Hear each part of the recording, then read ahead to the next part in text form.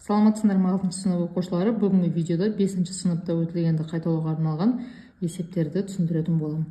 Бірінші есепте бірнеше натурал сандар берілген. Осы сандарынан 2-ге бөлінетін, 5-ге бөлінетін, 10-ға бөлінетін сандарды жеке-жеке жолдарға жазыңдар. Оқушылар, 124, 131 және тағы басқа да сандар бізде натурал сандар. Осы натурал сандар, мысалға 124 натурал сан берілген болса, мұндағы 1, 2, 4 деген бұлар цифрлар. Енді натурал сан беріліп, оның соңғы цифры жұп сан болатын болса, ол сан 2-ге бөлінеді. Ал 5-ге бөлінетін сандар олар 0 мен аяқталу керек, және 5 деген санмен аяқталу керек.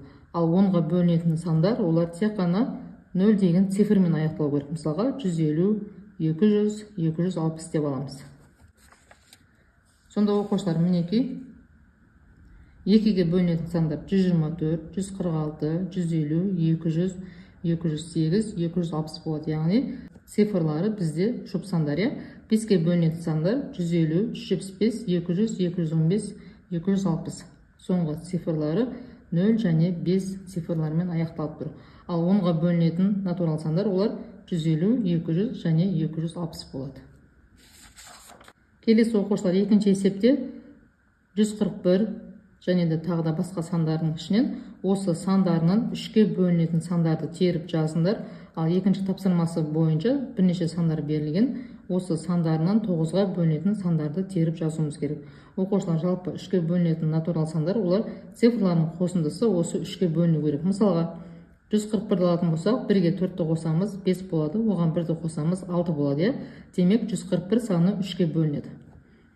152 санын тексеретін болсақ, 1-ге 5-ті қосамыз 6 болады, оған 2-ні қосамыз 8 болады. 8 деген сан 3-ке бөлінбейді, демек 152 саны 3-ке бөлінбейді. Сол сияқты 1-ге 6-ны қосамыз 7 болады, оған 2-ні қосамыз 9, 9-ды 3-ке қалдықсыз бөле аламыз, демек бізде 162 саны 3-ке бөлінеді.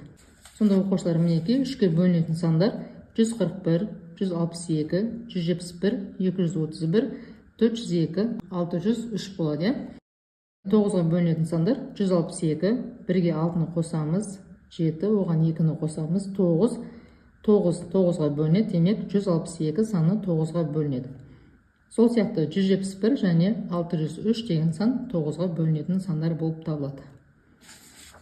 Келесі оқушылар, үшінші есепте екінші сан бірінші санға еселік болатын сандар жұбын теріп жазыңдар. 4 және 12, 7 және 15, сол сияқты бірнеше сандар жұбы берілген. Солардың ішінен біз екінші сан бірінші санға еселік болатынын теріп жазуымыз керек. Оқушылар, былай тексереміз.